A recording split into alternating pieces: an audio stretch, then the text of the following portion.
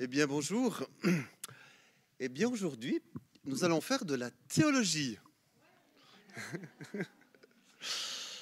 Non, il n'y en a que trois qui ont dit ouais. En fait, la théologie, c'est aussi pour faire du bien autrefois. Et aujourd'hui, on va faire du bien autrefois. Et je vois que ça se... Voilà. Bien. Mon thème aujourd'hui, c'est le nom de Jésus. De l'Ancien Testament, le nom avait une importance importante. Il définissait la personne. Et pour montrer un changement dans la destinée de plusieurs personnages bibliques, Dieu va leur donner un nouveau nom. D'Abraham, qui veut dire le Père est exalté, en Abraham, qui veut dire Père d'une multitude. Donc il y a toujours ce mot Père, mais dans cette dimension de ne pas être le Père que d'une famille, mais d'une multitude, et c'est une multitude de nations. De Sarai, en Sarah. Sarai veut dire ma princesse, c'est aussi un domaine très intime, tandis que Sarah veut dire princesse, princesse de tous. Et je trouve que c'est intéressant de voir comment Dieu change les noms. Jacob va aussi être changé en Israël. Jacob, ça veut dire talent, celui qui prend le talent, celui qui est fourbe, celui qui est manipulateur. Jean-Jacques. Jacques, ça vient un peu de Jacob. Mais il y a Jean qui veut dire favorisé de Dieu avant, donc ça annule. Et Israël qui veut dire il lutte avec Dieu et qui montre vraiment qu'il y a une nouvelle destinée, une nouvelle étape dans la vie de ces personnages. Et dans le Nouveau Testament, on trouve aussi Jésus qui change le nom d'un de ses disciples, Simon, qui veut dire celui qui écoute, en Pierre, qui est aussi traduit par Céphas, en araméen, qui veut dire le rocher. Mais qu'en est-il du nom de Jésus? Qu'est-ce que ça signifie, Jésus? Alors j'espère que vous le savez, ça veut dire Dieu sauve. Alors c'est important de savoir quelle importance le nom de Jésus a sur cette terre.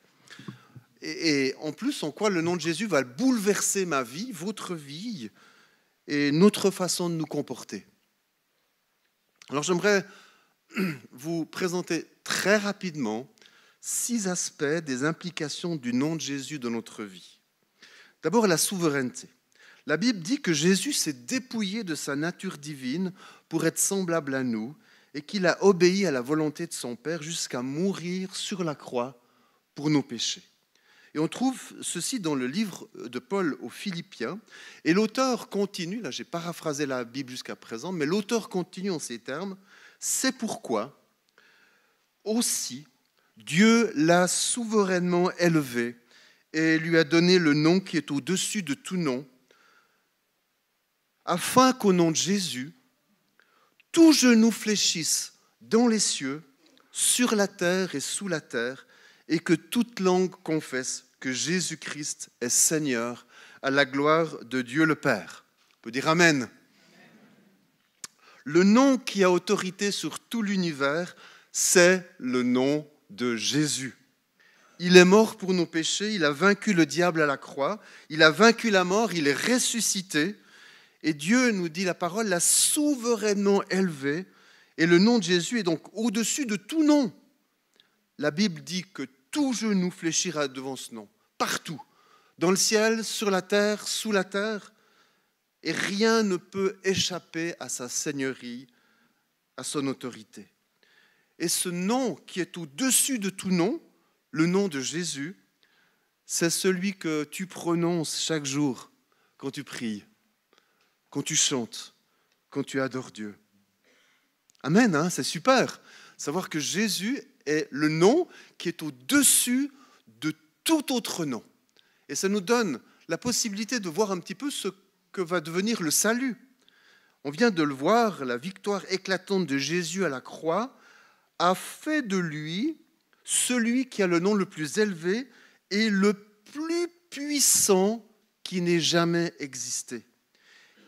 Il y a de la puissance dans le nom de Jésus. Mais qu'en est-il du salut? Alors la Bible répond en ces termes. Le salut ne se trouve en aucun autre, car il n'y a sous le ciel aucun autre nom donné parmi les hommes par lequel nous devions être sauvés. Et puis un deuxième verset qu'on trouve en Luc, verset 47 du chapitre 24, la repentance en vue du pardon des péchés sera prêchée en son nom à toutes les nations. Alors dans ces deux versets, la Bible présente le salut comme une exclusivité de Jésus. Il n'y a personne d'autre qui puisse nous sauver. Aucune religion ne peut nous sauver. Aucune loi religieuse, aucune œuvre, aucun homme ou femme ne peut m'assurer le salut, sinon Jésus. Et au risque d'égratigner un peu nos amis catholiques, Marie ne peut absolument pas nous sauver, car comme nous le rappelle ce verset, il n'y a sous le ciel aucun autre nom par lequel nous puissions être sauvés. Alors quel privilège de savoir qu'en donnant notre vie à Jésus, il est vraiment et pleinement capable de nous réconcilier avec Dieu et de nous pardonner de tous nos péchés. Et j'espère que Jésus est celui qui vous a donné le salut parce qu'il n'y a aucun autre nom qui puisse le faire. Et ça va vite, hein? Mais on fait de la théologie. On va s'arrêter au point suivant, la justification. Notre vie chrétienne, votre vie, ma vie, elle est faite de hauts et de bas, de moments intenses avec Jésus, comme il peut aussi y avoir des moments d'incertitude, de doute par rapport à ce que Jésus a fait pour nous, ce qu'on comprend de qui il est. Est-ce que c'est vraiment réel? Oui, mais réel pour moi. Est-ce que ce que la Bible dit, ça me concerne aussi? Alors que je peine dans ma vie spirituelle et qu'il me semble que je fais très peu de progrès en fait. On peut se poser la question, est-ce que Jésus m'a vraiment pardonné? Est-ce que je suis vraiment sauvé? Alors, la Bible répond à cela. Alors, dans le livre de 1 Corinthiens, elle fait d'abord la liste de toutes les personnes pratiquant le péché. Alors, il y a une petite liste en disant aux auditeurs que c'est ce que vous étiez autrefois, c'est-à-dire avant votre conversion à Jésus. Et puis, Paul continue dans 1 Corinthiens, le chapitre 6, le verset 11, en disant ceci, « Mais vous avez été lavés, mais vous avez été sanctifiés, mais vous avez été justifiés au nom du Seigneur Jésus-Christ et par l'Esprit de notre Dieu. » Alors la Bible insiste sur la réalité du message de la croix. Elle insiste aussi de ce qu'il a fait pour nous alors que nous sommes convertis. Il nous a lavés, c'est-à-dire qu'il nous a entièrement nettoyés de tous nos péchés, il nous a purifiés, oui, il nous a rendus purs. Des péchés que nous avions faits jusqu'alors, eh bien, il n'y en a plus. Nous sommes purs à ses yeux, mais on est aussi purs à nos propres yeux. Et c'est peut-être ça qui est peut-être plus difficile à accepter, à croire, à dire oui Seigneur, je suis aussi pur à mes propres yeux parce que je me suis converti malgré tout ce que j'ai pu faire dans ma vie avant. Il a lavé nos péchés par son sang, on l'a vécu à la scène, et j'imagine une personne qui est peut-être peu coutumière à ce genre de paroles, qu'elle imagine un bain de sang où on ressort tout rouge. Jésus m'a lavé par son sang. C'est vrai que ça peut être un petit peu équivoque. Alors pas du tout, ôtez-vous cette idée de là, de votre esprit. Et Jésus est mort sur une croix et son sang a coulé. Et par son sang, par sa mort, il nous libère du pouvoir du péché et nous enlève tous nos péchés en mourant à la croix à cause d'eux. Il est dit qu'en plus, on était sanctifié, c'est-à-dire qu'on a été rendu saint pour son service. Sanctifié, ça veut dire mis à part pour son service. Alors vous savez, je ne sais pas ce que vous faites comme métier, mais si vous êtes chirurgien, dentiste ou autre, vous n'allez pas prendre des instruments souillés pour votre travail. Il faut que ces instruments soient purifiés, soient mis à part, soient propres. Jésus nous rend saints, Jésus nous rend propres, Jésus nous rend purifiés pour son service. Et la preuve que nous sommes purifiés, la preuve que nous sommes sanctifiés, c'est que justement Jésus nous utilise pour son service. Et cela me remplit le cœur de joie. Enfin, nous dit la Bible, vous avez été justifiés au nom du Seigneur Jésus. Quand Jésus voit une personne convertie, il ne voit plus un pécheur, il voit un saint. D'ailleurs, c'est comme ça qu'on le lit dans le Nouveau Testament, écrit aux saints de ceux qui sont dans la ville de, il dit Verdon. Hein. Donc Dieu vous voit comme des, voilà, et des saintes. Alors quand Jésus voit une personne convertie, il voit des saints et des saintes, et il atteste devant le Père, celle-ci, celui-ci, je le déclare juste. C'est-à-dire digne de moi, parce que celle-ci ou celui-ci m'a accepté comme sauveur et Seigneur. Et ce n'est pas n'importe qui va attester ces choses, c'est Jésus, Jésus qui a la plus haute autorité, le nom le plus haut, et il nous dira en ton nom ou en mon nom, tu es justifié. C'est-à-dire que la justice de Dieu t'a reconnu libéré de toute condamnation. Parce que moi, j'ai déjà payé pour toi à ta place. Être justifié. Et parfois, c'est des mots qui nous font peur, c'est la justification. Mais quand on réalise que Jésus nous voit juste parce qu'il est mort à ma place, alors ça me fait un bien fou, ça fortifie ma foi, ça m'encourage à l'adorer, ça m'encourage à le remercier. On va aller un petit peu plus loin, on est déjà à la moitié, la sanctification. Et voici ce que dit, j'ai trouvé ça, je ne me souviens plus que c'était cette parole dans la Bible, mais je la trouve très belle. Quiconque prononce le nom du Seigneur, qu'il s'éloigne du péché. Quiconque prononce le nom du Seigneur, qu'il s'éloigne du péché. Appartenir à Jésus, c'est la réalité la plus merveilleuse qu'une personne puisse vivre sur cette terre. J'espère que vous en êtes conscients. C'est être sous l'autorité directe de celui qui a le nom le plus élevé, celui qui a l'autorité la plus grande. Alors il est beau de pouvoir prononcer son nom comme nous l'avons fait dans les chants, comme nous l'avons fait à la scène, comme nous le faisons dans notre culte personnel ou dans notre culte familial. Mais prononcer son nom, le nom de Jésus, implique que nous lui appartenons, implique que nous sommes lavés, que nous sommes sanctifiés, que nous sommes justifiés et donc que nous ne nous comportons plus comme nous étions perdus. La conséquence de la conversion, c'est de s'éloigner du péché. Quiconque prononce le nom du Seigneur, qu'il s'éloigne du péché. Ne nous imaginons pas que c'est le péché qui va s'éloigner de nous. Ah ça, nous décidons de ne pas pécher. Nous décidons de ne pas nous éloigner de Dieu, ni de sa protection, et encore moins de sa présence. Et dans ce verset, Paul fait écho à un même verset qui lui est similaire, qui se trouve dans le livre des psaumes, le psaume 97, le verset 10, qui dit sensiblement la même chose. Vous qui aimez l'Éternel, haïssez le mal. Dans votre Bible, vous avez peut-être dans le verset de Timothée, cette phrase qui dit « Quiconque prononce le nom du Seigneur, qu'il s'éloigne de l'iniquité ». Voilà un mot qui est un petit peu compliqué. Alors pour faire simple, l'iniquité, c'est le péché.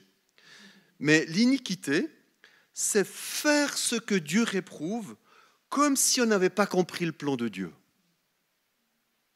C'est faire ce que Dieu réprouve comme si Jésus n'était pas mort pour nous. Ça, c'est le péché. Ça, c'est l'iniquité. Et Dieu nous demande de nous en abstenir. C'est ça la sanctification. C'est se rapprocher de Dieu et de sa parole et s'éloigner du péché et de ses conséquences. Ça va ? Continue avec la prière. Jean 14, les versets 13 et 14 disent ceci. « Tout ce que vous demanderez en mon nom, je le ferai, afin que le Père soit glorifié dans le Fils. Si vous demandez quelque chose en mon nom, je le ferai. » Amen. Alors quand on est sauvé, Dieu nous fait la grâce de pouvoir expérimenter la prière au quotidien. Avant d'être converti, la prière, mais depuis que je suis converti, la prière trouve son sens et sa raison d'être. Et dans ce passage, Jésus met 2 fois l'accent sur le fait que nous pouvons demander des choses à Dieu, mais en son nom.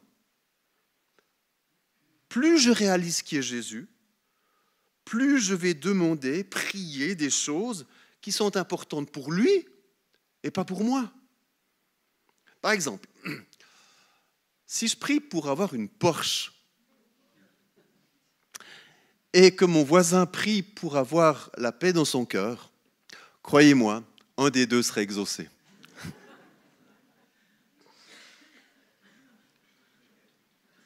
Lequel? Si vous avez une Porsche sous la main. Ce qui est étonnant, c'est que aussi par 2 fois, Jésus va dire qu'il va honorer la prière. Je le ferai. Si nous prions, c'est en son nom, pour sa gloire et dans sa volonté. C'est le meilleur moyen que Jésus nous exauce, de prier en son nom, de prier dans sa volonté. C'est vraiment le meilleur moyen que Jésus nous exauce. Parfois, il ne le fait pas. Comme ça vous est certainement arrivé dans plusieurs circonstances, parfois on prie et Dieu n'exauce pas. Et je ne sais pas pourquoi Dieu ne répond pas toujours alors que notre prière est tout à fait légitime, elle est tout à fait juste, elle est tout à fait dans le plan de Dieu. Pourquoi Dieu n'exauce pas? Je ne sais pas. Je ne sais pas. C'est vraiment un mystère. Mais ce que je sais, c'est qu'il faut que je persévère dans la prière. Que je continue à persévérer dans la prière. Et persévérer dans la prière, c'est la chose la plus sensée que je puisse faire face à ce mystère. Enfin, on va terminer en beauté. Le nom de Jésus se révèle aussi à la puissance de Dieu, à des délivrances, à des guérisons et des miracles. En Acte 16, le verset 18, alors qu'il y avait une dame qui était démonisée, Jésus s'adresse à cette personne et lui dit « Je te redonne au nom de Jésus-Christ de sortir d'elle. » Et le démon sortit à l'heure même. Puis en Marc 16, 17, ces versets qu'on connaît bien, « Voici les signes qui accompagneront ceux qui auront cru. » Alors, je n'ai pas tout mis. « En mon nom, ils chasseront des démons. En mon nom, j'ai remis pour montrer l'importance de ce « en mon nom », ils imposeront les mains aux malades et ceux-ci seront guéris. L'autorité que nous avons nous vient de Jésus. Il nous permet d'utiliser son nom pour des délivrances, pour des guérisons, des miracles. C'est incroyable, franchement. C'est comme si un adolescent allait vers son papa et puis son papa lui donnait sa carte bancaire illimitée. Puis il dit, tiens, tu peux utiliser ma carte comme tu veux. Ah, je trouve que c'est intéressant de retrouver l'âge de l'adolescence. Mais Dieu nous donne ça. En son nom, nous pouvons faire de grandes choses. L'autorité que nous avons, elle vient de Jésus. Et prononcer le nom de Jésus, ce n'est pas une formule magique. Loin de là. Ce n'est pas parce que vous dites les bonnes paroles qu'il y a des choses qui vont se passer. C'est manifester l'autorité que Dieu nous donne en tant qu'enfants sanctifiés au travers de l'Esprit qui habite en nous. Et Jésus dit que c'est les signes qui accompagneront ceux qui auront cru en son nom. Alors, moi je nous encourage à développer cette autorité que Dieu nous donne et à prier aussi en son nom, alors qu'il y a des miracles, des délivrances, alors qu'il y a des problèmes où nous devons intercéder, prions au nom de Jésus. Non, il n'y a aucun autre nom que le nom de Jésus, par lequel nous pouvons être sauvés, nous pouvons être justifiés, nous pouvons être sanctifiés, nous pouvons prier, intercéder, combattre. Le seul nom que Dieu nous ait donné, et c'est le plus grand des noms, c'est le nom de Jésus. Et les auteurs du Nouveau Testament l'avaient bien compris. Le nom de Jésus est au centre de chaque livre. Accrochez-vous. Dans Matthieu, Il est Jésus, le Christ, le Fils du Dieu vivant. Dans Marc, il est celui qui fait des miracles. Dans Luc, il est le Fils de l'homme. Dans Jean, il est la porte au travers de laquelle chacun doit passer. Dans les Actes, il est la lumière étincelante qui apparaît à Paul sur le chemin de Damas. Dans Romains, c'est Jésus qui justifie. Dans 1 Corinthiens, il est notre résurrection. Dans 2 Corinthiens, c'est lui qui porte notre péché. Dans Galates, c'est notre rédempteur qui nous affranchit de la loi. Dans Éphésiens, Jésus, c'est notre richesse insondable. Dans Philippiens, il pourvoit à tous nos besoins. Dans Colossiens, il est la plénitude de la divinité. Dans 1 et 2 Thessaloniciens, il est celui qui revient bientôt. Dans 1 et 2 Timothée, Jésus est présenté comme le seul médiateur entre Dieu et les hommes. Dans Tite, c'est l'espérance bénie. Dans Philémon, un ami proche, plus qu'un frère. Dans Hébreux, c'est le sang de l'alliance éternelle. Dans Jacques, il est le Seigneur des seigneurs qui guérit les malades. Dans 1 et 2 Pierre, c'est le grand berger. Dans 1, 2, 3 Jean, c'est l'amour rempli de tendresse. Dans Jude, c'est le Seigneur qui revient avec dizaines de milliers d'anges. Et enfin, dans Apocalypse, c'est le roi des rois, c'est le Seigneur des seigneurs, c'est l'époux qui vient nous chercher. Amen. Pour ceux qui le veulent, j'ai préparé une centaine de...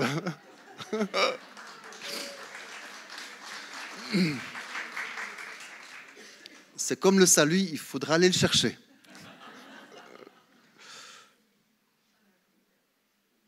Autant de bonnes raisons d'élever le nom de Jésus. Autant de bonnes raisons de le louer. Autant de bonnes raisons de proclamer le nom de Jésus sur notre vie, sur notre famille, sur l'Église, sur le monde. Amen.